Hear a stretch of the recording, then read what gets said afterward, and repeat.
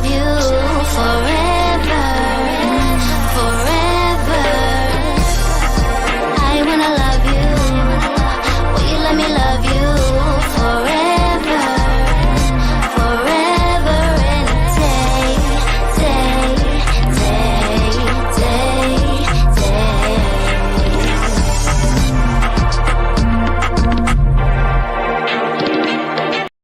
day. Y'all, happy Thursday. How was your Thursday, y'all? Mine has been quite entertaining, to say the least. Lots going on, you guys. Lots going on over at the Melanated Way. A lot going on over there, let me tell you. I was not prepared. Anyways, we're gonna have a nice juicy news and gossip this week for sure. And there's just a lot going on, you guys. I am watching this show, Life After Lockup, and I feel like it's stressful. Like, it's stressful to watch them. And as you guys know, I just jumped into Love After Lockup this season. So a lot of these characters, well, they're not characters. A lot of these people are new to me. So you're gonna have to bear with me as I kind of barrel through some of them. But woo, they're stressful. They're stress. It just makes me feel like I'm going to be single forever because I just cannot. Like, I couldn't do it. And then now I'm watching this other show, Prisoner of Love, where the woman is matchmaking people who willingly want, like, it's a whole lot going on. It's a whole lot going on, my friends. Anyways, I'm going to do some housekeeping real quick first, as per usual, and then we can jump in. I'm covering 2 episodes because, you know, I'm behind, but we're going to catch this up real quick. So let's do the housekeeping first and foremost. Wherever you're watching, if you could hit that thumbs up, that'd be appreciated. If you like the show, if you like what you're seeing. And then support the show. Bottom of the screen shows you where you can support the show. And if it wasn't for Olivia, Vanessa, Trisha, Sandra, Carol, Trina, Danielle, Rebecca, Marianne, Nia, Ray Della, Donna over at Anchor FM. Donna holding it down. I appreciate you. Linda, Brianna, Crystal, Nicole, Amanda, Jaleesa, and Angela, Judy, and Beth. These shows wouldn't exist because you guys helped make this happen. So I appreciate you guys so very much. And in return, if you guys haven't heard, there's been a whole lot going on with Big Ed and Liz and Liz's ex-husband. And so I'm going to bring you guys all the tea tomorrow, hopefully tomorrow, because I have a little something up my sleeve as per usual. So hopefully that comes in tonight or tomorrow for the show. And we'll talk about it in news and gossip for my Patreon subscribers. Shout out to the live chat. There, everyone's asking, is Prisoner of Love good? It is very interesting. It's like watching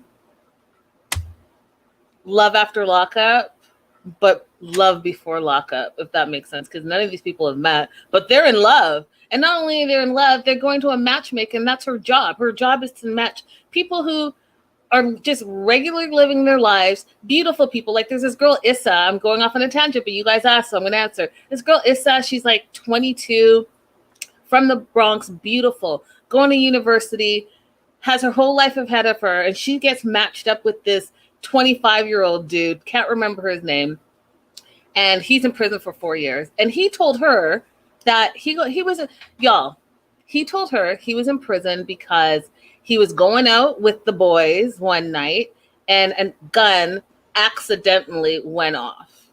So now he's in prison for 4 years.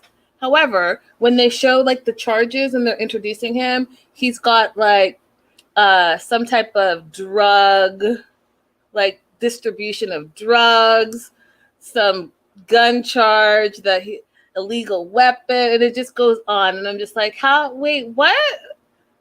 That's the first red flag. Anyhow, this is not the show for that. But I don't know. I may have to cover it. If I'm going to watch it, I might have to just cover it because I have so many questions. And then the matchmaker, who's the prison matchmaker, she's actually dating an inmate too. And she's lying to her mama, and her mama's looking at her. Listen, it's a whole lot going on over there. Anyways, let's talk about Life After Lockup. Episode 45 first. Is he a trick? Yes, he is a trick. And I am surprised that Deontay was not on this episode. But let's talk about Stan and Lisa. So Stan and Lisa, okay, first of all, I'm going to need to know, I am missing something. Stan is a millionaire,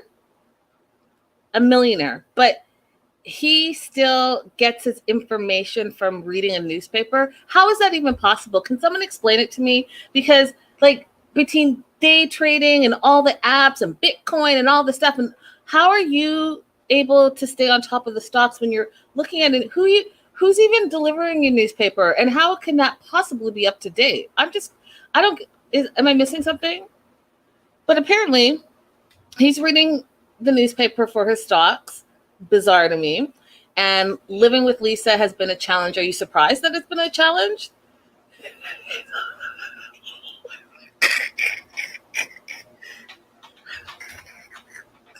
Laura.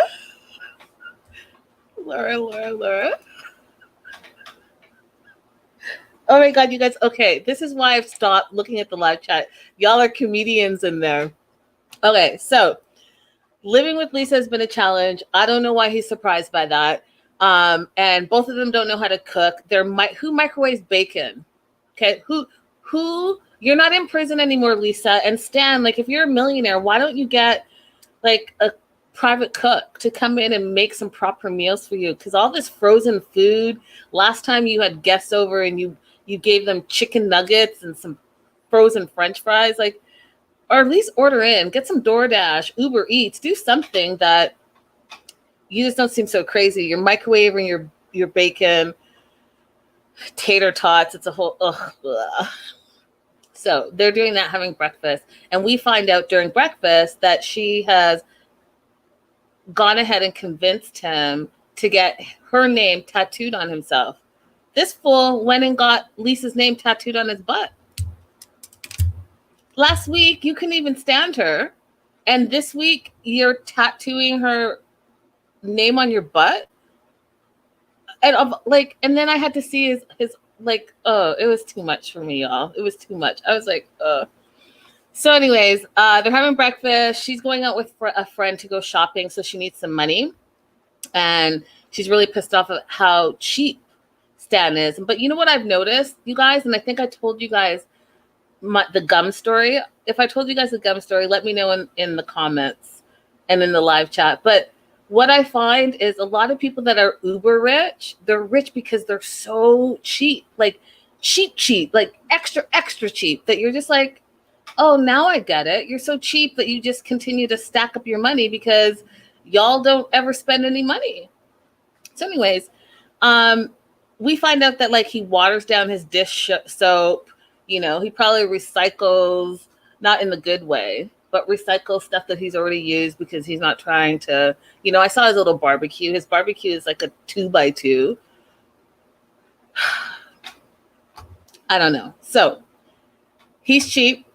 She says that in the last month alone, he made $100,000 to $133,000 in 1 month. In 1 month. Do I need to go and get some newspapers, Dan? Because I need to know what you're doing. Because if I can just go, I don't even know where I'll go and get a newspaper since I just read everything on my phone now. But I'll do it. If it's working for you, then like let it work for me. Right. And his home gym is from the 70s. He had like that thing. Listen, it's because he doesn't spend any money. That's why he has all the money. But if he's making like $100,000 a month, he can, afford to upgrade a little bit, but whatever. Let's not even go there. So she tells him that she needs some money. And, she says, you make a lot of money. So like, I don't see why this is a big deal. And he's like, well, have you ever thought about getting a job? Yeah. Have you, Lisa? Because I know that your job right now is to con, and you're a con artist. And I don't think it's going to be long before you go back to prison. But I mean, have you thought about it? Oh, your job is to con Stan. Got it.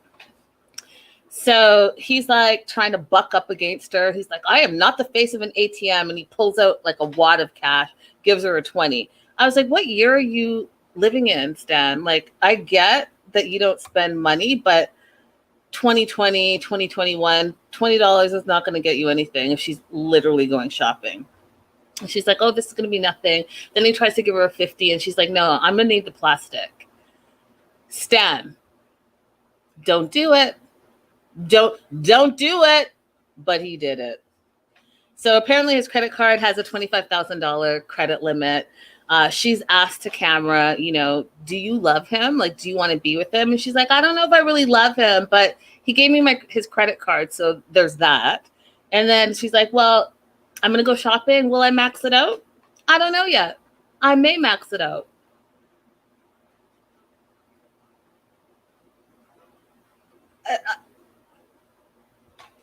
Why does he not see that she's not like, what? Okay. She goes shopping. Meanwhile, he goes to the gym with his boys, right? So we got Jimmy and Dash. And I like this little old men crew. I think it's like a cute thing. I think they keep each other fresh. You know what I mean? So they're at the gym. They're asking him all the questions, like, what's going on? Are you guys happy? Are things working out? And he's like, I don't know. She spends most of the time on the phone, asleep, or she's out. So why are you with her? Like, really, does she throw down in the basement so good, Stan, that you're going to put up with all the shenanigans? Because I don't understand. Sugar baby, sugar daddy. Are you getting enough sugar for her to just go off and live her life? And then when you need a little sugar, you're okay with it. And that way it's okay, because you keep complaining and saying it's a challenge. You tell her to go get a job, all the things, but you keep funding her lifestyle. And you're letting her live with you for free. So you can't complain. And then on the flip side, we meet Natasha. And what I've noticed about this whole life after lockup, which I find stressful, is like birds of a feather flock together. That saying, oh my God, I got it so right. So all the inmates know other inmates. Like, they make besties in prison. And then once they get out, they all like congregate together. Is that how it works? Because my understanding of the criminal justice system, so felons aren't supposed to hang out with other felons. And so all these besties that are like, yeah, we met in prisons, we were prison roomies. What? So that's why, like, I don't even judge it. I'm just going to say that. I'm surprised that what I'm finding with life after lockup is that you're not really like life after lockup. You're like life with your besties from prison, but just not in prison. You guys are like outside now. Yeah, so she's talking to Natasha. She feels like Stan is with her because he wants a live-in sex slave. Well, where did y'all meet? You met on a sugar daddy, sugar baby website. So yeah, maybe not a slave per se, but he wants you to put out the sugar, and he's willing to fund that. So what are you surprised about? Plus, you don't work and you expect his money. So like, you want a certain lifestyle and you said a certain thing and you're going to be a certain way. And now you want to switch up the rules. I don't know if it works like that. And I was like,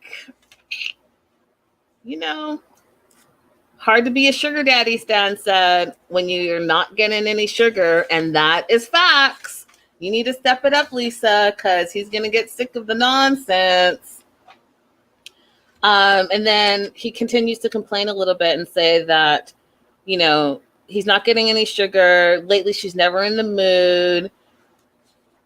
She just never wants to do it with him. Well, she doesn't want to do it with you because she's not attracted to you, really. And she's hoping that she can just continue to manipulate the situation and get the money that she wants without having to do her part of your bargain. Your bargain. So then Natasha and Lisa are shopping and she's like buying a bunch of just random stuff. We don't really get to see much of it. But then Tasha asks her directly, like, is he a trick? And what I find interesting about Lisa is she doesn't even, like, she won't tell her brother. She won't tell her bestie the truth. And the truth is, yes, he is a trick to her. And yet she doesn't want to be outed that way. Like, she doesn't want anyone to really think that that's what she's doing. But They all know, and we all know that that's exactly what she's doing. So I don't know why it's a big secret, but it is. So we find out that since she's been out of prison, which has been, 10 days, guys, he spent $20,000 on her, but then she tells her friend Natasha that she never asked Stan to spend any of that money. What are you talking about? You're like, I need a car, or I'm not going to come live with you. I need to do this, or I'm not going to do that. I need this, or I'm not going to do, like, what are you talking about? You've been giving ultimatums the whole time, and that's the only reason he is allowing you to stay there, is because you're giving him what he wants a little bit, and he's giving you what you want. So don't act like you're brand new and you haven't asked him for a dime, because that is not true.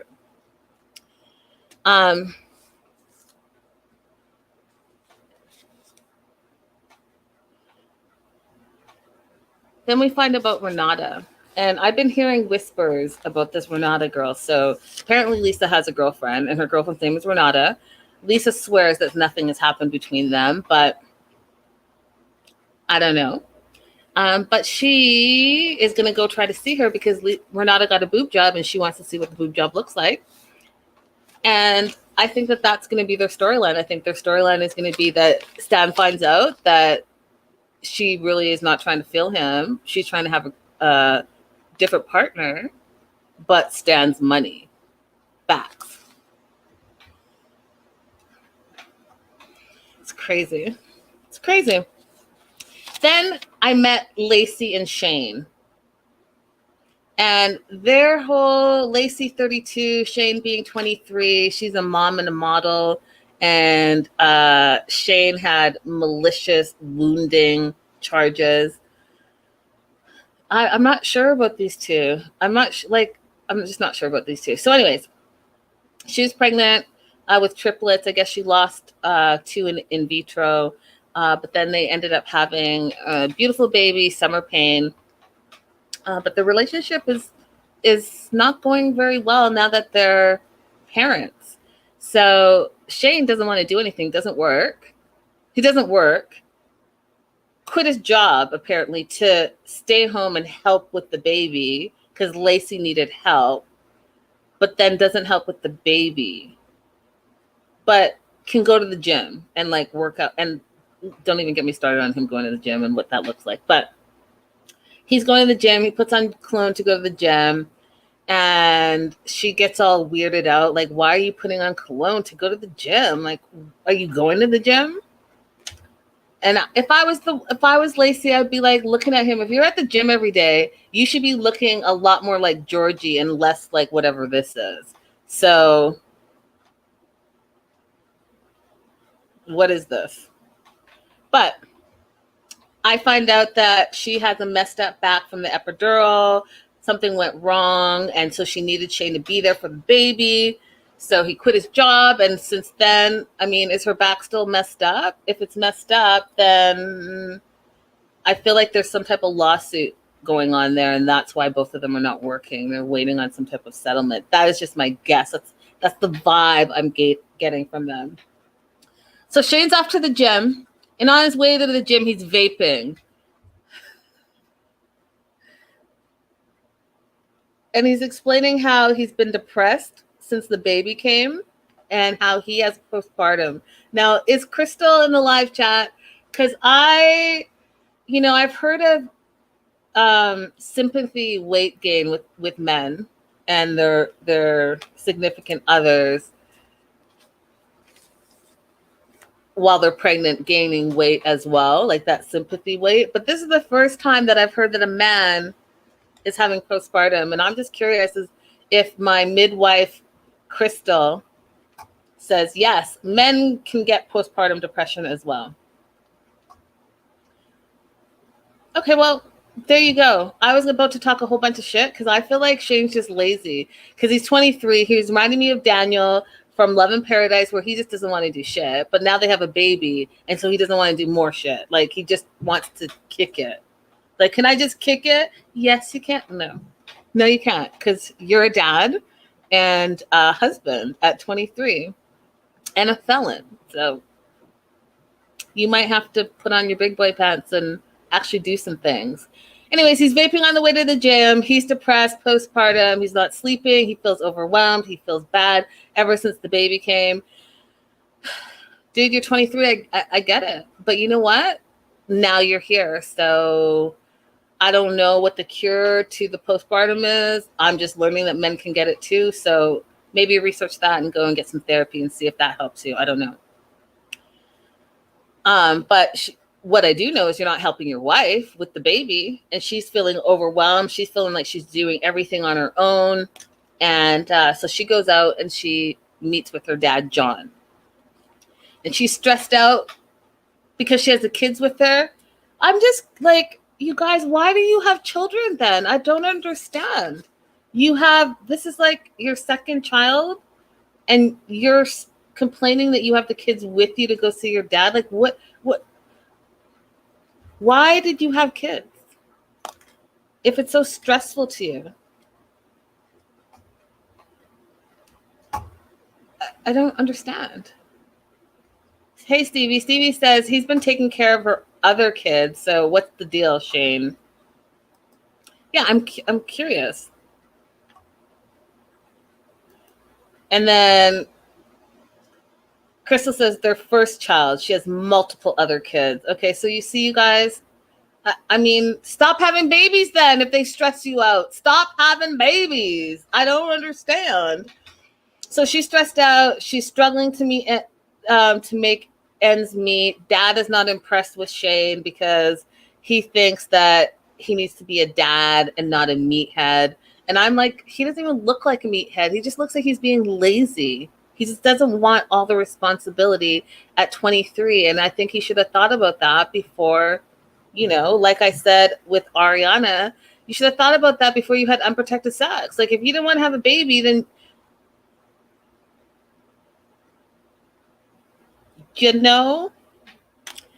So, and they're struggling and you guys aren't working. Why are you not working? You have a bunch of kids to take care of and running around and you're not working. Why? And what are you busy doing then if you're all stressed out? You chose to have kids.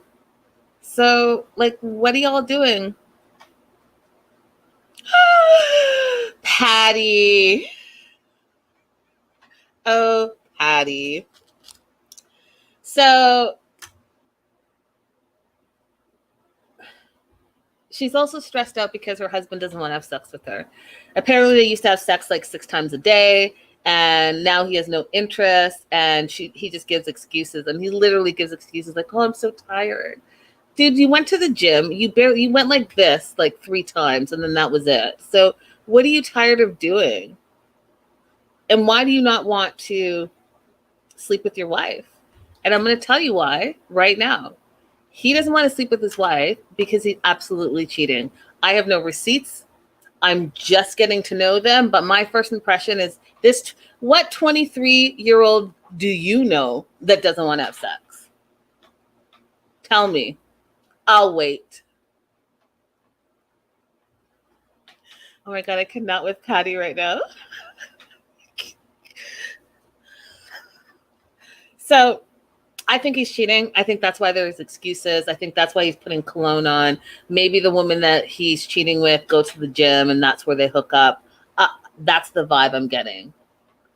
But she is not feeling it. So she is thinking that she needs to do something to her face. She needs to maybe get her boobs done or her butt done. No, girl, you just need a better husband. And you're 32. I mean, you just need a better husband. You should have made wiser choices because this fool looks like super lazy as far as I'm concerned. Like, just no, dude, no. So she feels a little bit like sad. And so she pulls out her sex toy and she's like, I'm going to just have to, do me because my husband's not doing me, which is really, really sad. It's sad to me. And then he had the nerve to say that, it's just less sex because we have 3 kids and we're just always so busy. But no, I love my wife. I like her mom bod. Shane, just FYI, Lacey does not have a mom bod. She has a hot bod, period. So if you want to talk shit about your wife's body, you might not want to do that. And you might want to just go ahead and look in the mirror for yourself, considering you're going to the gym every day, all day, apparently. Allegedly. Allegedly. Oh my God, it's so funny.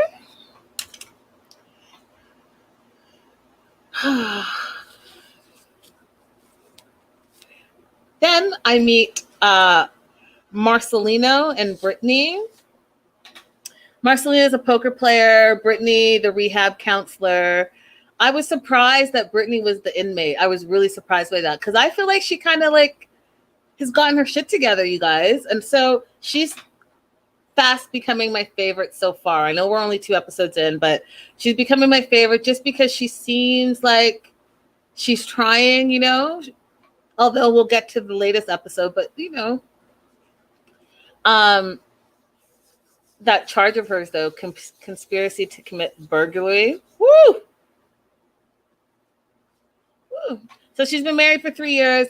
Her and her business partners want to open up a sober living facility, which I find interesting because I do find this. I find that people who've had substance abuse issues, after they get past the substance abuse, they always want to kind of give back to their community, which I think is, you know, a noble thing. So they always go into like drug rehab counseling or like peer-to-peer, whatever, or sober living advisor. Like they get into that industry because they know it. And I think that that is a wonderful thing to give back. But I also feel like, isn't that super risky? But then I think, well, it's probably kind of like therapeutic because as you're giving therapy to someone, you're like having to remember all the steps and it probably gives you like self-therapy. I found that to be the case. So she's opening up a sober living facility and her and her husband have invested $8,000 and then the rest of the partners between all of them have invested $80,000. And one of their partners, Robert, is the only one that apparently is not an inmate, but he's a ex-druggie. And they've decided that they're going to just put all the money in Robert's account because I guess Robert's the one that's like managing this whole thing. But she gets a call from Cassandra and Kanan, apparently the money is missing. Over 80,000 is missing. They can't find Robert. He's M.I.A. and he's the only name on the account, so they can't even go to the bank account. And now all the money is gone and they don't know what to do. But I'm like, how do you know all the money is gone if you don't have access to the account? That's my question. Do you know what I mean? Like, how do you know the money's gone? If it's in his name, you would not have any access to it, which just seems to be what the problem is. So how do you know the money is gone? I'm very curious. I have lots of questions for these guys because, first of all, I'm jumping ahead a little bit to the next episode. But, like, first of all, you're starting a business, but there's no business plan. And then no business account that you all have access to, just some random dude that you know who you know is an addict, and you also have had addiction issues, so you know how addicts operate, but yet you're going to just blindly trust him and give him your money and not have any receipts, no paperwork, no business plan, just like, hey, yeah, we got a wish and a hope and a dream. Like, I don't know. Sounds a little fishy to me. And so then you get this call and 80,000 is missing. But like, again, I keep saying it because I'm trying to figure it out. In this day and age with like so much fraudulent online stuff and banking being uber secure and money transferring left, right, and center daily, how do you know that the money's gone?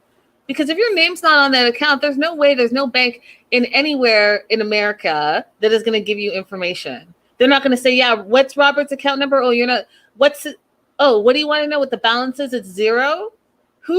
I mean, come on. I mean, come on. It doesn't make sense to me. So I have questions, obviously, and you guys know how I am when I have questions. I can go off. If it doesn't make dollars, it doesn't make sense. Literally. Oh, and then there's Brittany and Ray looking for a bed, having a lot of sex, and he really just wants to get a job, save money, have a baby. He's ready to work. He's tired of asking her for money, which you should be. You've been asking her for money since you've been in prison. So I'm glad that you're feeling a little like useless. And I hope that you're feeling grateful that this woman has been supporting you being a grown-ass man. So his priorities are really like getting work and saving and then moving forward. But she really wants a ring and she really wants to get married soon. And her plan is she wants to be married within the next 2 to 3 years. And then within 5 years, have a kid. And I laughed because you guys know, especially all my like married with kids friends, y'all know that it can just never lay out like that. Like you can have the best intentions, but life happens, right? So yeah, so Radella says, I don't think you have to be on the account to have online access.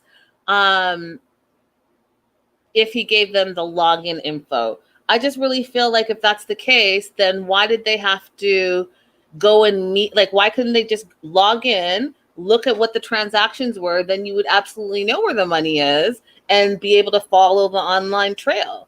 But you have to now go to a retired police officer to tell him that you guys didn't have any paperwork. It was just a handshake and a verbal agreement. No, I don't think that they were that prepared. I don't think that if you didn't have an actual agreement that you actually downloaded an app and said, hey, we all have access to the account. Because I don't know about y'all, but all my accounts, give me alerts. So I know if you spend X amount of dollars, I know I have an alert. If I something is outrageous, like, hey, you spent $5,000 over at Macy's. It's not like you. Was that you? They're going to give me an alert. Do you know what I mean? So if you have $80,000 in an account and you have an online access to it and all four of you have online access, then you would see an alert like, hey, what's his name? Robert transferred out $20,000. Hey, Robert spent $5,000. Hey, your ATM withdrawal limit is $500, and today you're trying to take out $1,000. Do you know what I mean? I don't think so. Something doesn't seem right to me. Doesn't seem right to me at all. Patty says, why isn't he returning calls for weeks? I'd worry. He's probably drug overdosed. He's probably overdosed somewhere. I don't know about the 80,000 being gone, but he probably took some money, feels guilty, and relapsed. That's what I think. That's what I think. Okay, so Brittany and Ray, back to Brittany and Ray. She has a 5-year plan. She wants to have babies. She wants to get married. And she's in La La Land because honestly, she's getting the good. So she's happy. Let's go buy a bigger bed because we broke the other bed because I'm that happy. Like that's what's going on. She's in, guys, she's like dickmatized. Her man is back. He can't go anywhere because he's on house arrest. So all they can do is eat, drink, and FF.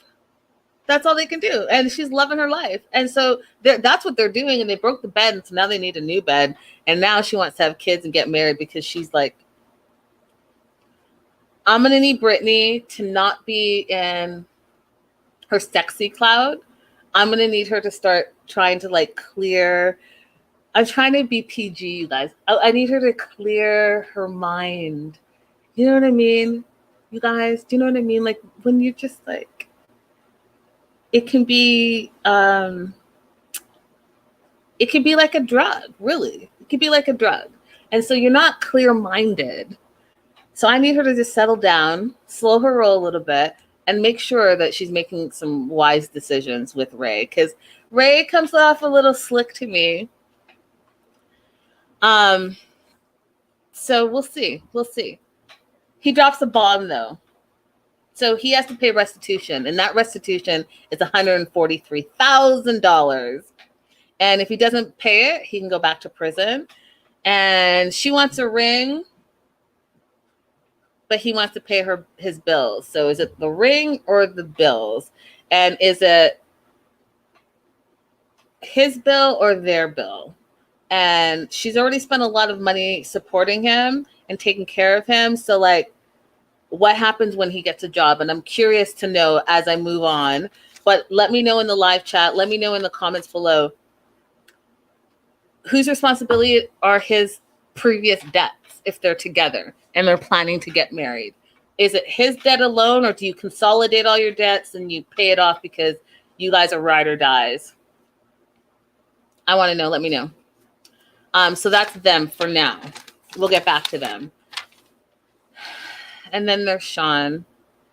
I'm going to need someone to tell me the backstory of Shawn. Is he an inmate? Because he just gives me meth vibes, like something, I don't even know. Is it meth? Is it crack? Whatever. He gives me druggy vibes. Like he's just so like,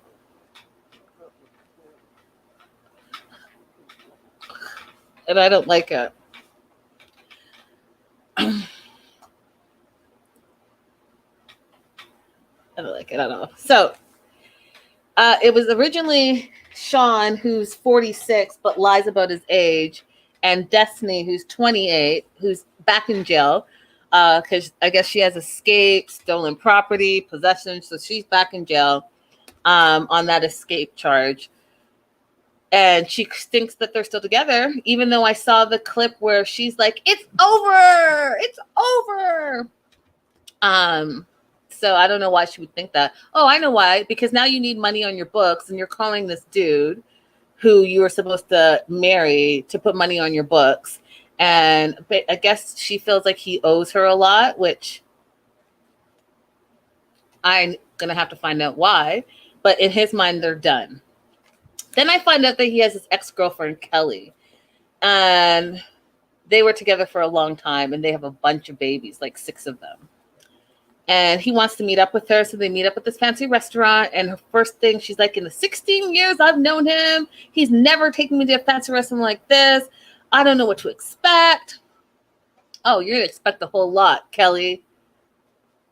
Kelly, do you ever wonder, like, why you were with this dude? Because I'm looking at him and looking at you thinking, like, girl, just bravo for getting away and bravo for speaking your mind. And I'm sorry that you have a deadbeat dad, because he's a 100% deadbeat dad.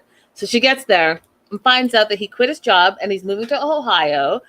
And he's moving to Ohio for this girl, Sarah, who he's never met in real life.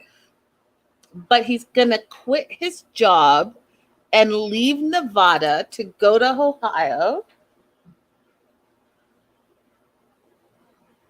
And then I find out that he had a whole sit down with her and one of his daughters, that he was not going to do that anymore. He was not going to date inmates anymore. He was not going to spend all his money on himself and the inmates that he's supposedly in love with. He was not going to be like a gigolo type dude.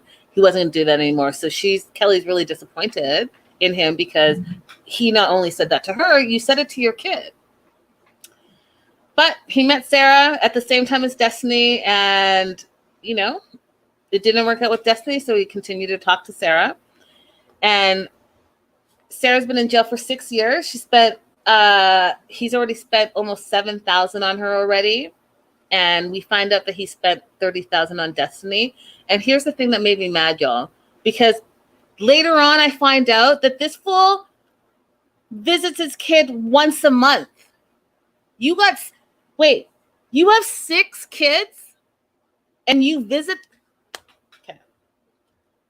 Let me not go off on a tangent, but I'm going to say this, okay?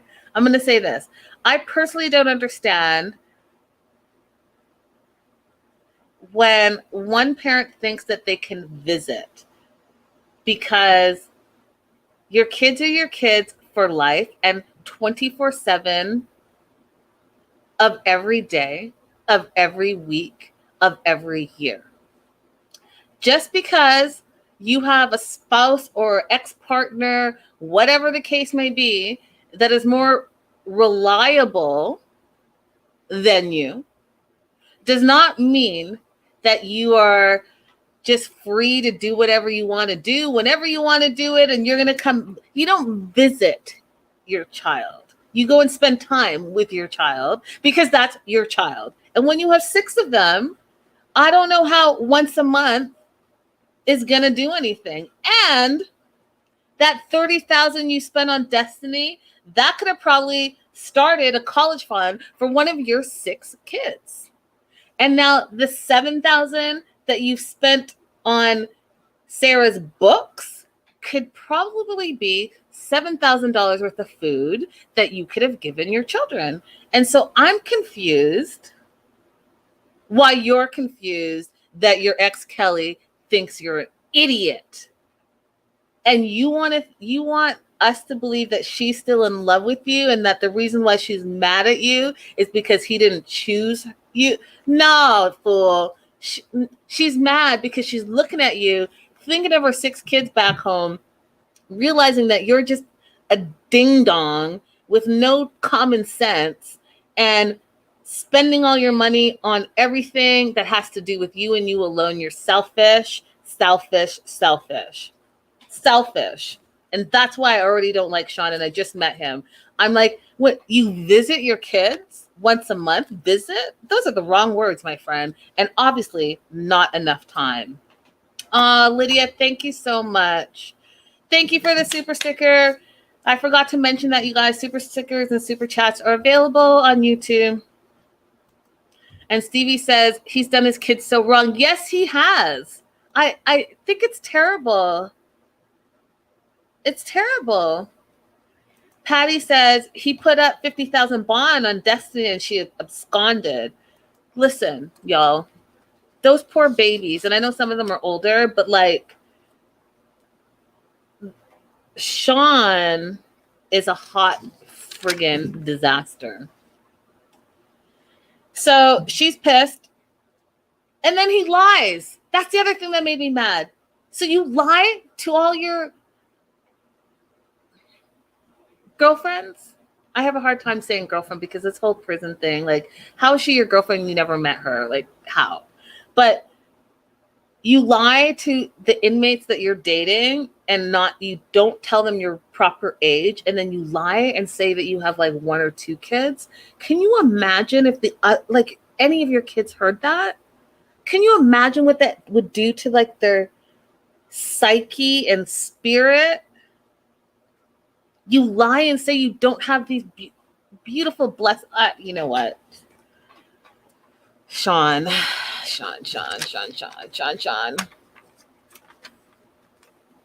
So Shawn has 6 kids, hasn't told Sarah that he has 6 kids. He lied about his age by 10 years, said he's 36, not 46. Kelly gets pissed, says, grow up, act like an adult, act like a father. She's doing it all on her own. And as he just jumps from girl to girl to girl to girl to girl, spends money left, right, and center, putting himself first, all the things that I just said, like just selfish. She gets pissed, called him selfish, and throws her drink at him, and he deserved that. Like, that's the least that she could have done, is thrown her drink on him. What she should have done is ordered a bunch of T-bone steaks, 6 of them, for all the kids, ordered a bunch of salads and French fries and ordered all the things, then thrown the drink, had them packed to go, and left, so that when he had a tab of however much that, then he would really understand. That's what she should have done. Just throwing the drink in his face was not enough, as far as I'm concerned. Anyhow, that was the first part. Now let me get into what I watched today. Episode 46, Love at Second Inmate. you guys, this show stresses me out. So here's what I want to say in the interlude before I start this part. Okay, so some people find the inmates online, and some people meet, I guess, like in prison. What do they say? They're prison roommates, and then they stay connected still. And I keep thinking, like, okay, you want to give people a second chance, right? At life, everyone deserves a second chance. But the inmates that I've been meeting so far since I started watching this show, they're like multiple offenders. Like, I have yet, and maybe you guys can school me on this, I've yet to meet one of the offenders that is like their first time, only time going to prison. They've really learned their lesson, and when they get released, they're going to change their life around. It seems to me that it's like a revolving door. I don't know, but that's what so I find it stressful.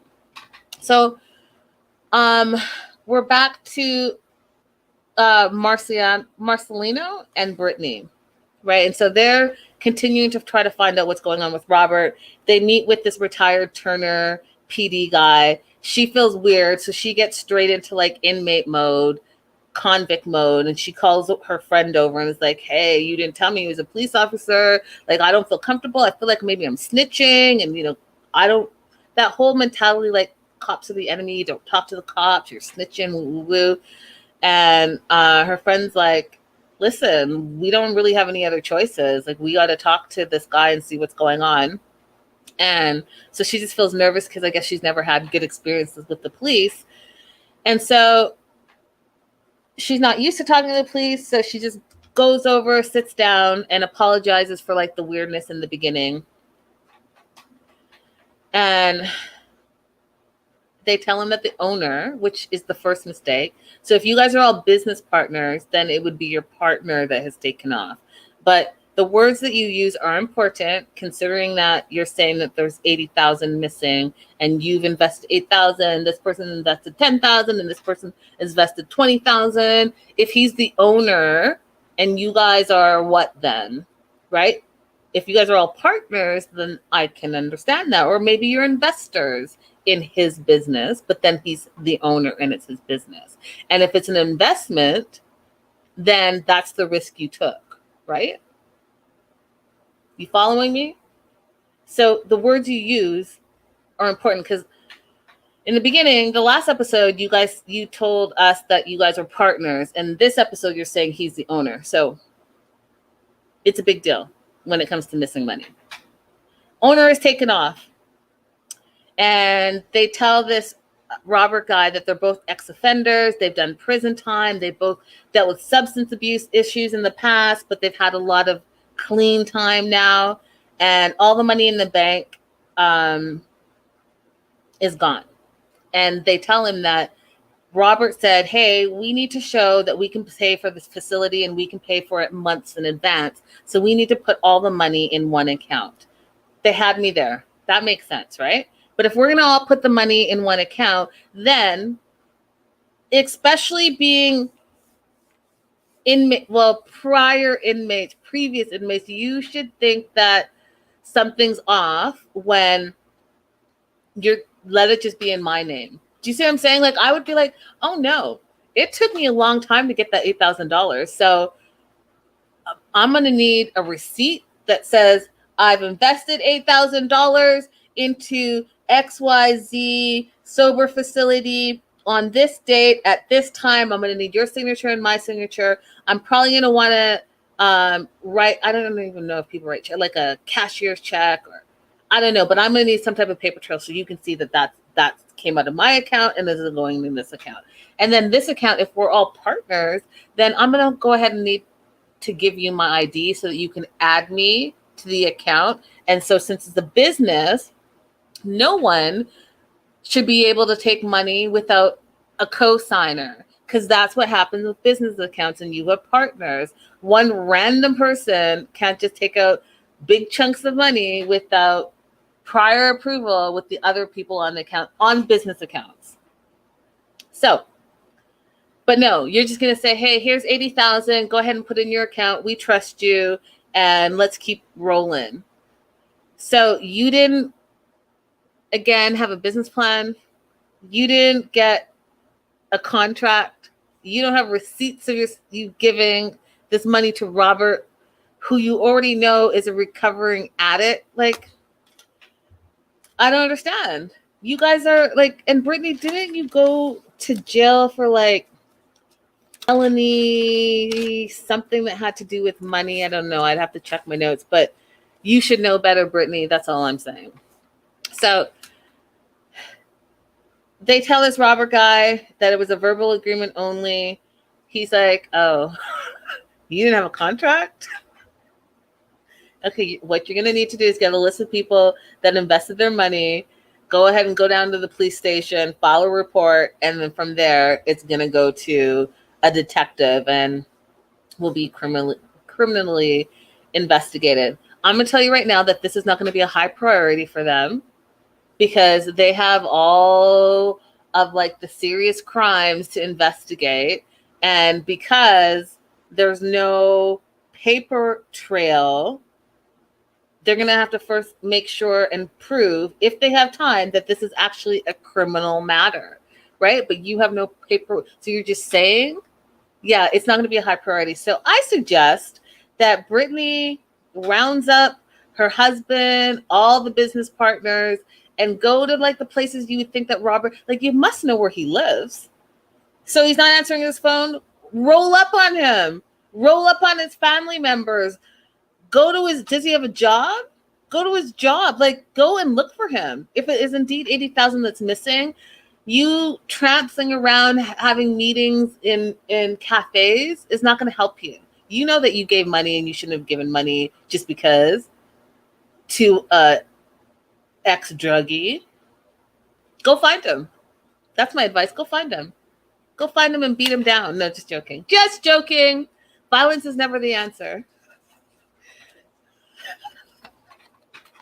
But I would, 80,000. If indeed 80,000 is missing, all I know, Brittany, is go ahead and get your 8,000 out of that real quick. You do you. I'm just going to go ahead and need that 8,000 back, or you're going to meet my husband, and you're probably not going to want to meet my husband. So yeah, just go ahead and let's go to the ATM right now. Love and life. The cons conned each other. Okay. That's stressful. What's more stressful is Brittany and Ray. So Brittany and Ray are visiting his family. We get to meet his mama, his auntie, his uncles. And great news. Ray got a job. He got a warehouse job. He's working 6 days a week. He's making $15 an hour to start. You know what? Go, Ray, go.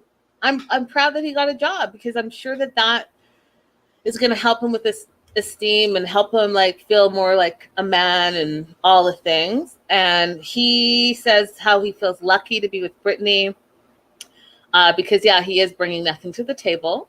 When he comes straight out of prison, right, you bring nothing to the table. He couldn't work for so long. He had the ankle bracelet thing and all the things.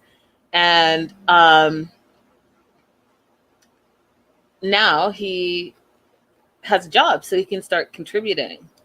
Now, Laura's saying, is $15 good? In Hawaii, that's like starvation wages. I don't know. I think in Texas it might be okay. Anyone watching from Texas, I know that $15 an hour in Los Angeles, California would not get you anywhere. Like at all. At all, at all. But I know that there are other places, you know, in the United States that I think $15 an hour is a good start. And especially since Brittany pays for everything, this is like just going to be his play money, really. But he got a job. That's what's important, I think. He got a job, which is great. And he's grateful that Brittany has done everything for him and given him a chance because he really did bring nothing to the table. And she didn't have to choose him. And she's happy that he's happy that she chose him because she has everything and she's loving and she's caring and supportive. And so he's happy about that. Now, he's talking to the family, and the family's like just so excited. And I get it, you guys, you're excited. He's out of prison. You haven't seen him in a while. You're all hunky-dory and it's great. And he's got a little job now and you guys are all happy. And then you're talking about how he's on his grown man wavelength. Well, not quite. I get it. Like, hype him up and support him, but not quite. Okay. He just got the job. And it's $15 an hour. He still doesn't like pay the bills. Britney still pays all the bills. So he's not quite there on his grown man wavelength. He's on like, hey, shit's real. Life's real. Bills come every month wavelength. That wavelength. He's on the I'm not on house arrest anymore and don't have a anklet wavelength. He still drives Britney's car though all over the place. So let's not just like be all high five. You're a grown man now because you're not quite there. You're like a junior grown man. So she really wants to marry him. His family hypes him up so much. Yes, Laura, and it's actually ridiculous, and I'm about to talk about it. So Brittany talks about how she really wants to marry him and be with him, and she talks about this debt that he has, right? So he's got the restitution and his family doesn't hold back. Like, so when you want to get married, and have you met the parents? You haven't met the parents? No, I haven't met the mom. You haven't met the mom? Why? Well, because, my mom is hardcore like that. And, he wasn't bringing anything to the table really. So I was going to wait until he at least had a job and not that anklet. Oh no, your mom should want to meet him. And then Ray's like, well, she's educated. Well, you're educated too. No, stop it. And then, they just may want to make sure that, he's not draining her. What? Draining her? You're like a perfect man. You're so amazing. Like, you're Ray. You're like Ray. You're amazing. And everyone deserves a second. Like, okay, you guys just calm the fuck down. He's still a felon. He just barely got a job. She's been supporting him this whole time and sending him money. Oh, well, you chose to send him money. Okay, family, I'm going to need you to settle down. And here's why I'm going to need you to settle down. So when Brittany asked about the $143,000 and whether if they get married, should she have to take on that debt? And when the Uncle Vernon hyped up, oh, yes, it's a package deal. If you're going to play the wife role, oh, you know what? Excuse my language, but fuck off, Uncle Vernon. You guys just go straight to out of my business, okay? Because here's what you're not going to do. You're not about to tell Brittany that she needs to take on and do the wifely duties of this fool's debt. She's already been supporting him this whole time. What have y'all been doing? He can't even stay with you. He paroled to her house. So if he's so friggin' fantastic, then why don't you guys chip in and help him pay that debt a little quicker? This fool's only making $15 an hour, so why don't you guys go ahead and jump in your pockets and let's get us some of this $143,000 down a little quicker. Okay, so Uncle Vernon, since you're the favorite uncle, you go ahead and chip in a $10K there because $10K is not even going to be a dent. And then Tamara, since you're like, oh, raise the best, raise this, whoop for Ray, you go ahead and chip in another $10,000. That will make it $20,000, bring it down to $123,000. And then Mom, who spent 20 minutes talking to camera how amazing her son is, well, he can't be that amazing since he ain't staying at your house. So I'm going to need you specifically to chip in another 20, and we can bring that down to $103,000. Don't tell me that Brittany has to do her wifely duties. Y'all have to do your family duties. I said what I said.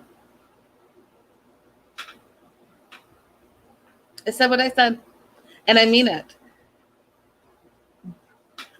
All this talking, yet the one girl who's not even really part of the family yet, she's the one that has to sacrifice. Now, don't get me wrong. If you're married, I get it. your debts all become your debts together. You can support each other and pay off debts, and it's better for y'all. But and when Ray said, or not when Vernon said, well, if you had a baby and he became a stepdaddy, then he would not. First of all, you're not trying to compare going to prison and being a felon to having a baby, are you? Okay. And actually, I won't even, this is not the same thing. This is not the same thing. It's not. It's not the same thing. And I think as a couple, they can decide how much of that debt she wants to help with or she doesn't want to help with. I think that should be her personal choice. And she can do it or she cannot do it, but she shouldn't be less than and not doing her wifely duties if she decides not to take on Ray's debt. And the other thing is Ray is a criminal. Okay. So he still needs to prove himself. He's only been out for like a month or so. So let's see how what do I always tell you? How do you deal with money? How do you save money? How do you spend money? He hasn't had to pay for shit. And in his previous life, he was stealing shit. So let's see what he does with his little $15 an hour. And if he's responsible with it and pays bills on time and contributes some way, somehow to the household, then maybe she can decide whether or not she wants to go ahead and take on more of his debts. I personally think for this one debt, he should pay it off because he needs to know how hard it is so that he is deterred from making that same easy, quick money again and going back to prison. So you know what? If you have to chip away with your $15 an hour job at $143,000, guess what? I bet you're going to work all the time. Guess what? When your restitution is due, that's going to be the first thing you pay. And guess what? You're probably going to want to get another better job or get a raise or get a promotion at your job so you can make more money to pay off that debt. And that's going to keep you in line. If Britney, who is not save a hoe, just goes ahead and keeps paying all the things for you all the time, you're not going to appreciate it. And what's the saying I want to say, you guys, that I know I'm going to get wrong because I'm terrible with sayings, but like the fishing one, like you give a person a fish, they eat for a day, you teach a person to fish and they eat for a lifetime. It's that. He needs to learn his own lessons in order to like stay out of trouble. That's my opinion.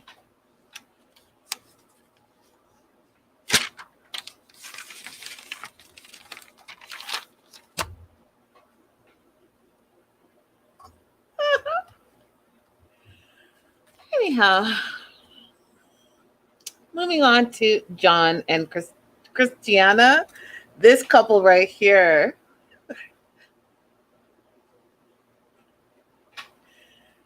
So the counselor, juvenile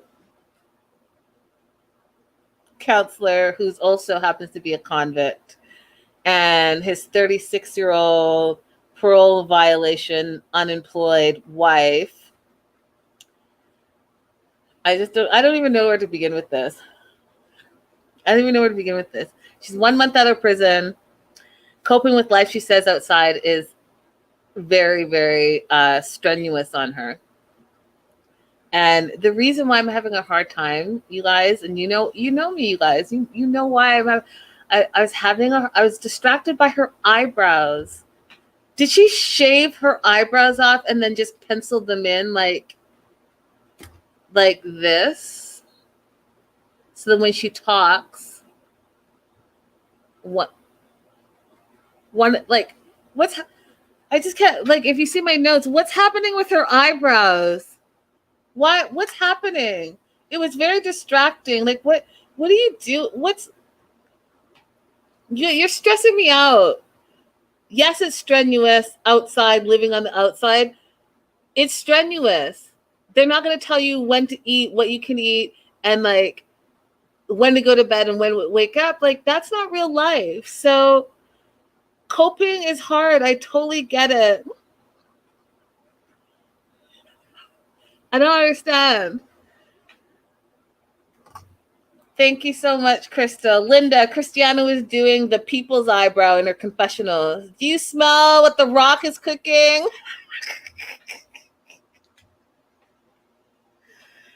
Oh my God. And then they were eating breakfast, and I want to say, like, it was like one little pathetic egg and like dry toast. And I was like, why are you guys eating like you're both still in prison? Why? What's happening right now?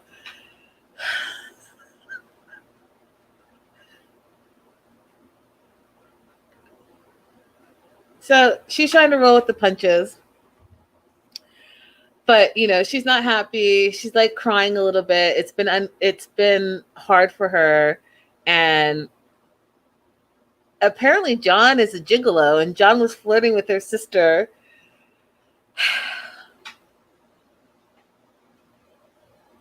Tara. But he's like, nothing ever happened with Tara. For what were you doing? So when your wife was in prison, she was the Tara, her sister, was the substitute for you.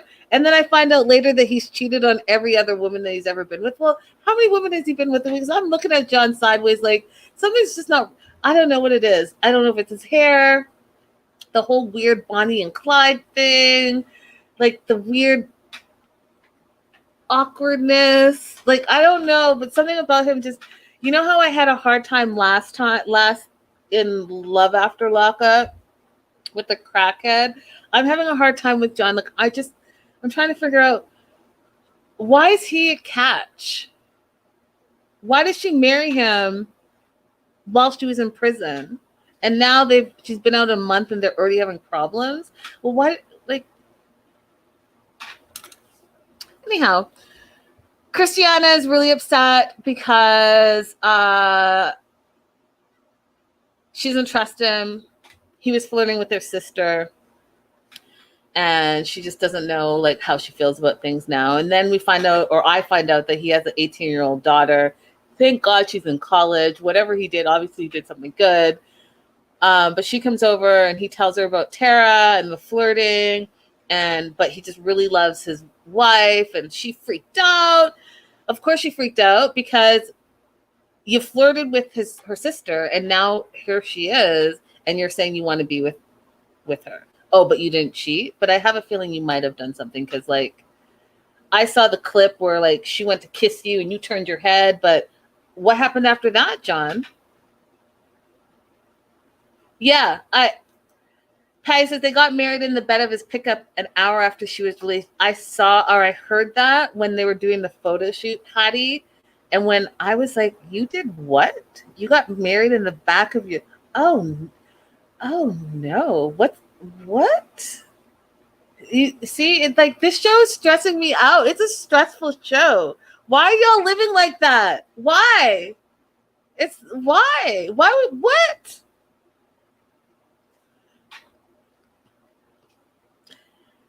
They've been married a year, but 11 months of that year of marriage, she's been in prison. She's been out for a month. And I find out that this John guy, his ex, he was actually married to for 20 years, but he was a serial cheater. So there's that. And if she knew that he was a cheater, then why, Christiana, did you marry him in like 1 hour after getting out of prison? Why would you do that? Crystal says, well, she did it because he didn't give her a chance to deny him. He proposed at the jail, and they stopped in the woods and got married before he dropped her off at the halfway house.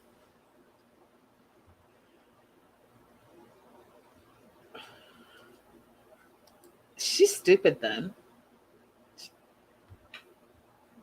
I would be like, hey, listen, no, just drop me off so I'm not late. I don't miss my curfew, and we'll deal with this tomorrow.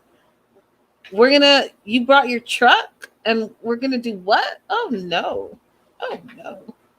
Stop it.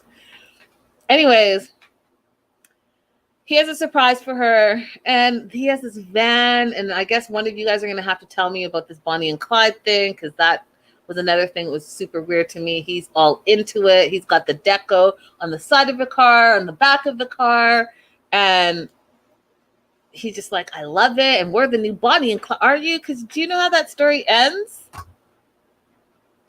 Yes, you guys are both convicts, but do you know how the story ends? Go watch that movie again, John. So she doesn't trust him because he's cheated on every girl he's ever been with. And I'm like, you don't trust him, but you married him. You guys are not making sense to me. You're totally stressing me out. They land in some field. There's a lady waiting for them, Michael. He's a photographer. And he has brought a bunch of clothes, and they're going to do a Bonnie and Clyde photo shoot. And she's looking at him like, what are we doing? And she doesn't look impressed. And he already has his pants off, and he's getting ready. He's all excited. And she's looking at him and talking about how when she first got out, it was hard for her to stay clean and sober. She just was really comfortable in prison. And she never felt special. She never felt wanted. And she's questioning, did you rush into marriage? Well, yes, you did. I just found out from Patty, Kristianna, that you got married 1 hour after getting out of prison. Yeah. Did you rush? Yes, you did. And she's unsure of the relationship now and where it goes from there. Yeah, I get it. Because you don't know this fool. And he's already like gonna cheat and has cheated and has flirted with your sister. Yeah, I'm sure you feel unsure. That's when I found out, and now I know more, but they got married in the back of his truck. And so they're starting the photo shoot, the Bonnie and Clyde photo shoot. And she's looking at him. She's wearing a hat. She's not impressed with that. She's looking at him, and he's doing the most and the twist. And the photographer's like, well, smile. Okay, hold hands. And she just did not look like she was trying to be there at all. And he was trying to make it super like, oh my God, Bonnie and Clyde, this is amazing. And says, I know we got married in the back of her truck, and I know you wanted to have a dream wedding with your mom and your sister and all this stuff. And he gets down on one knee and it's like, will you marry me again? Let's start fresh. I want to give you the wedding of your dreams. And she's looking at him. I think that might be a no, John. It might be a no.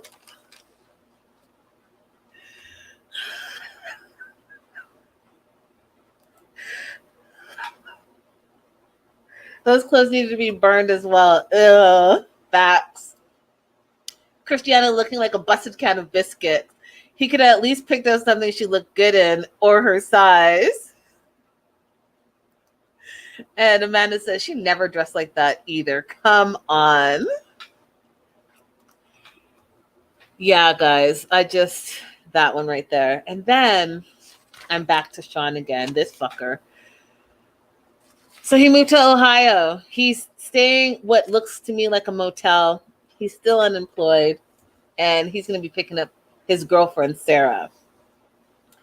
First time meeting in their life. And then I find out that he's only ever seen her original mugshot from 6 years ago. From 6 years ago. What? This is your...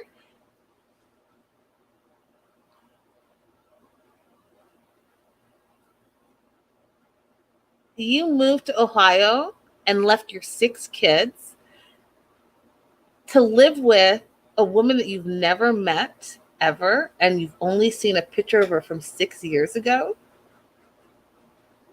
How did that happen? You can go visit her? Was she not allowed visitors? You can spend like a couple hundred versus all the thousands to come and see her in real life? But then thought it was a great idea after 6 years to leave your life and your responsibilities behind? Okay. And then he says a bunch of stuff that is like so outdated, man explaining, stereotypical, that I was just like, oh no, Shawn, you look at me. I'm self-soothing because I want to say so much stuff and I'm holding back. This motherfucker is a loser, you guys. I'm sorry. He's the worst of the worst of the worst. And to sit there and say, you only like petite women, and she's 4'11" and she's like 100 pounds, and you're gonna have sex with her in a cornfield, and you're gonna ply her with alcohol at 9 a.m. in the morning so that she can get over her anxiety. All the things. It's very just awful to me. It's awful. It's awful. All the things that are coming to your mouth, Shawn, it's just awful to me. It's awful. It's awful. Because to me, since you don't even know this woman, you've never met her, you're just sexualizing her. And because she meets your criteria, you don't even give really a fuck who she is. As long as she can spread her legs for you, then you're good to go. All right. I got that out of my system. So, oh, look, my note. He wants to meet, have sex in a motel room or a cornfield or a car. He makes her an alcoholic drink smoothie, so a vodka smoothie, so that she can start her little 4'11" self, 100 pounds, can be fucked up at 9 in the morning. Yeah, that makes sense. So you can take advantage of her, Shawn. Didn't tell her about Destiny. Didn't tell her his proper age, because he's 46, not 36. Didn't tell Sarah that he was also dating Destiny and was like gonna marry Destiny before Destiny absconded. Didn't tell her that either. And that was just 5 months ago. But this is your woman that you're in love with. And they both did say, I love you, I love you. I was like, you love who? You guys met 5 seconds ago. This is the first time you guys seen each other in person, face to face.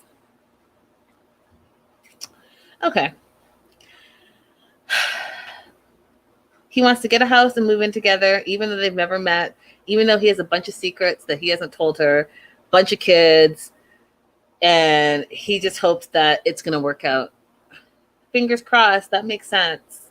Let's start this relationship on lies and continue on lies, and let's just move in together. You rather move in with a perfect stranger than take care of your 6 kids and live in this, like, close to your kids so you can help raise your kids? Got it. And then he's waiting for her, and I don't know, you guys, he's outside, he's making all these moves outside where he's standing, breathing heavy, stressed out, he's nervous. And I was like, has he been drinking? Was he sipping on that vodka smoothie? Because he's slurring his words, and he can't stand still. And I don't know if it's drugs or alcohol or a combination of the two of them, but he's just like crackish. He's like crackish, and I didn't like it. So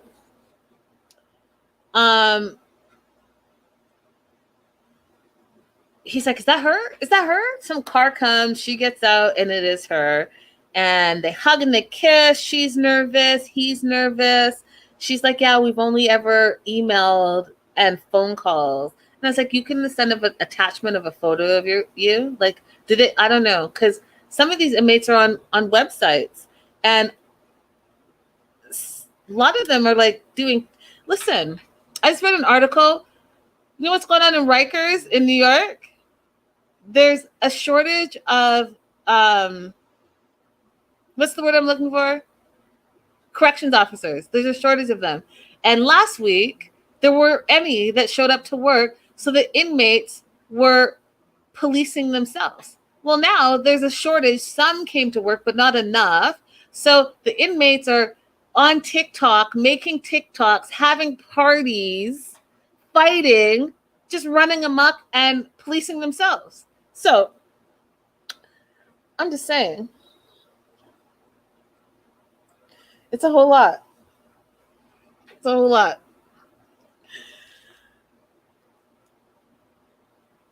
I just don't understand how these fools never met. It's just emails, like send an attachment.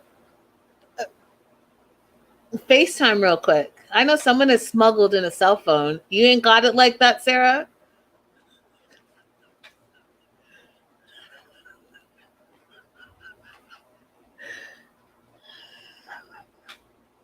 Okay, let me stop. So she's out. This is the first time she's out in 6 years. They fell in love through phone calls. She's very attracted to him. She likes tall, dark, and handsome. They say, I love you, I love you. And he brings out flowers. Then he brings out the cocktail that he's created, the smoothie cocktail. And the cocktail glass, you guys, was bigger than this woman was. Like, bigger. Like, it was bigger than her face. And she was sipping that bad boy, like, she was drunk before she got in the car, y'all. She was drunk before she got in the car. Drunk before in the car. So he also brought her flowers.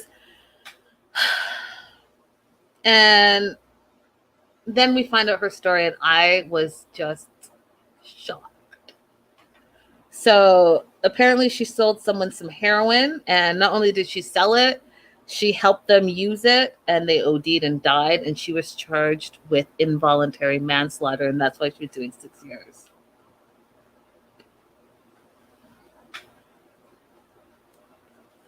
That was like, that I sat up, and I was like, oh, that is like a whole story, Miss Sarah, 4'11", 100 pounds. What's that backstory? Manslaughter, and what else are you charged with? So she's in the car, and they're like all hugged up, which I think is weird because you guys just met. But she's like drinking that drink, you guys, and the glass is like, the mug is this big, and she's just drinking. She's fucked up already. She calls her mom, and apparently she has some big secret that she hasn't told him. So not only is he lying, she's lying. They're both lying to each other. And guess what? I'm not surprised, because y'all fools don't know each other. Like, I'm not surprised. But y'all are going to stop at a cornfield real quick and have sex, and then you're going to move in together. Meanwhile, you still probably have to heal from the fact that you're considered a murderer. And then you're going to, like, you guys, it's very stressful. It's very stressful.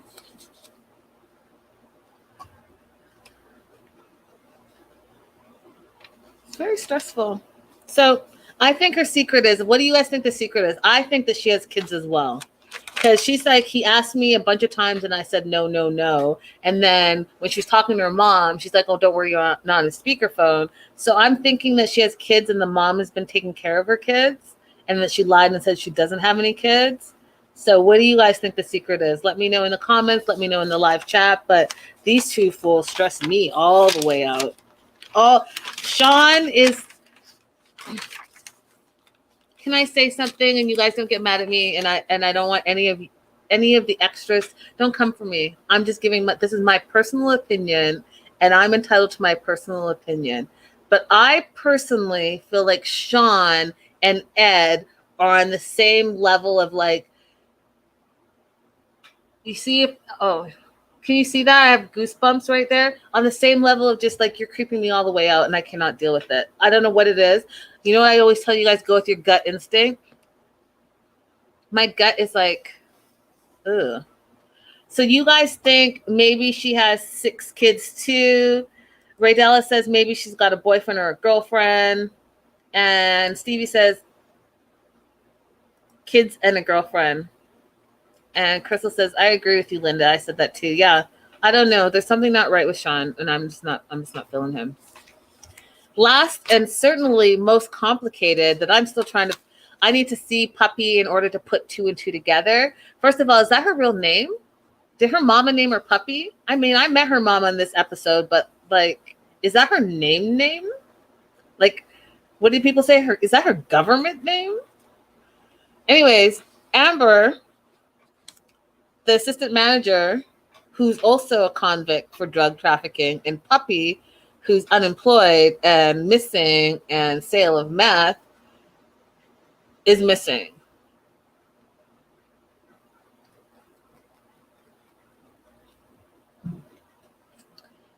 Amber's been out of prison for 2 years. She's been able to, like, keep her life, you know, doing well. She's progressing in the free world, she said. She's got a good job. You know, she's walking the straight and narrow, the whole 9 yards. And she hasn't seen her, should I call ex? She hasn't seen Puppy since they had that fight. And I'm learning that Puppy, I guess, has drug and alcohol issues. And from the clips I've seen, like she's throwing tequila bottles, she's naked and drunk in the pool and arguing and drunk and all the things.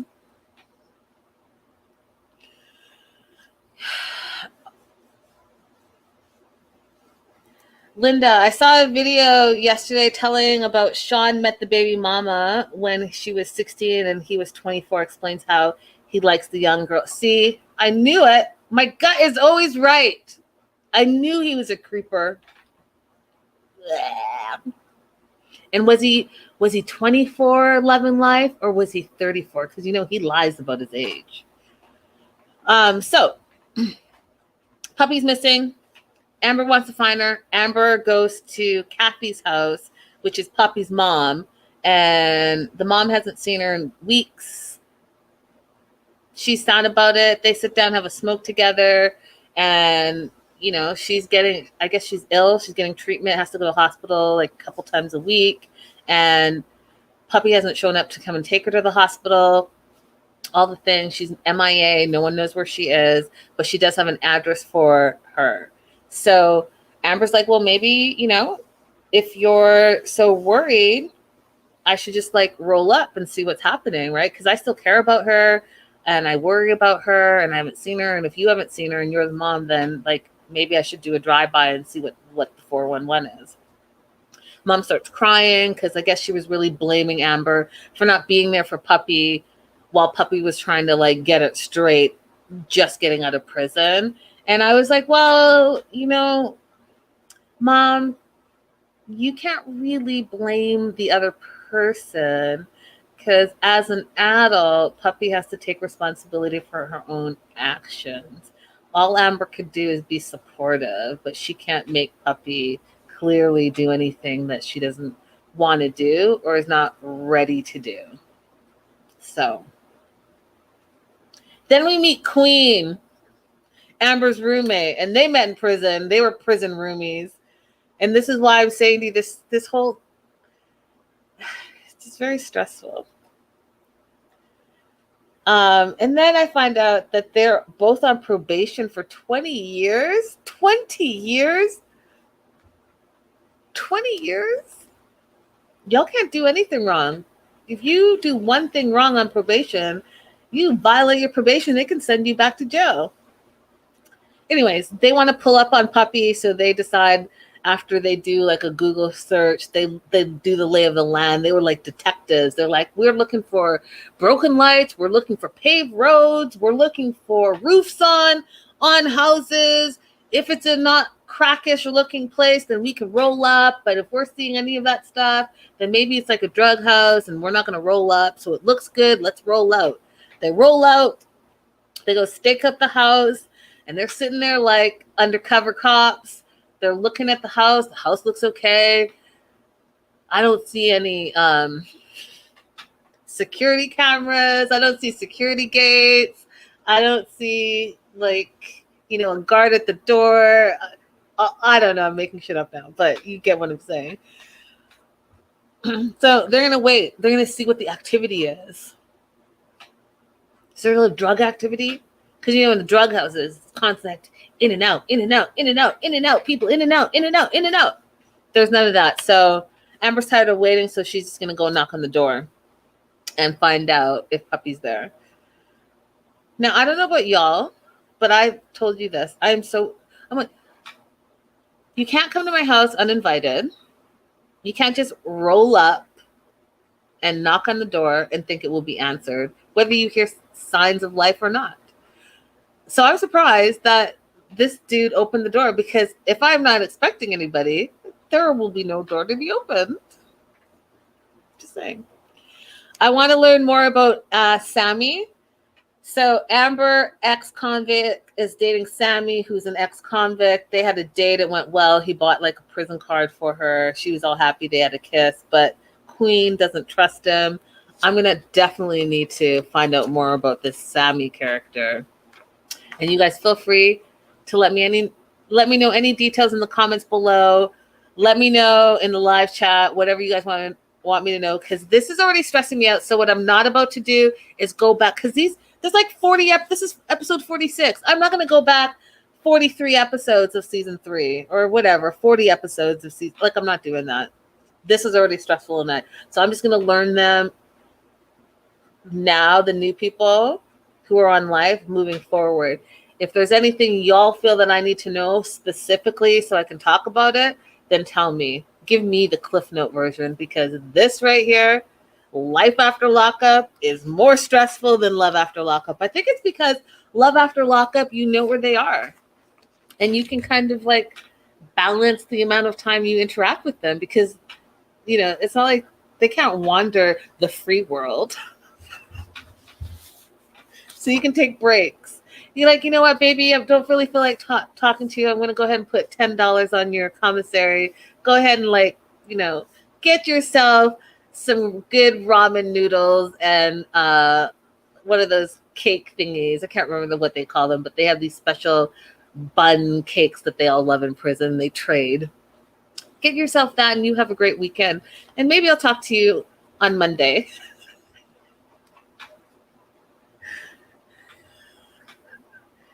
Who's Liz? Didn't you do an interview with Liz? Oh, so, all right. That was the show, you guys. This is going to be just me talking because there's been a lot of activity in the last couple of days. So that was the show. Can't wait till tomorrow for the new episode, and we'll talk about it again next week. Okay. On that note, with Patty, I haven't done an interview per se with Liz's ex. That's all I can say right now. And if I do an interview, Patty, it will not be on YouTube. It will be on my Patreon for my Patreon subscribers. So there's that. There's a lot going on with the Liz and Big Ed situation. So I'm not going to say too much because I'm literally in the midst of it right now. But I will be letting my Patreon subscribers know first and foremost, and then whatever else, I'll figure it out from there. But for now, just know that there's a lot of activity. There's a lot of activity with that whole thing. So on that note, you guys have an amazing rest of week and weekend, and do all the great things and be all happy all the time. I will see all my Patreon subscribers tomorrow for news and gossip. And then the rest of you guys I'll see on Monday. Bye for now.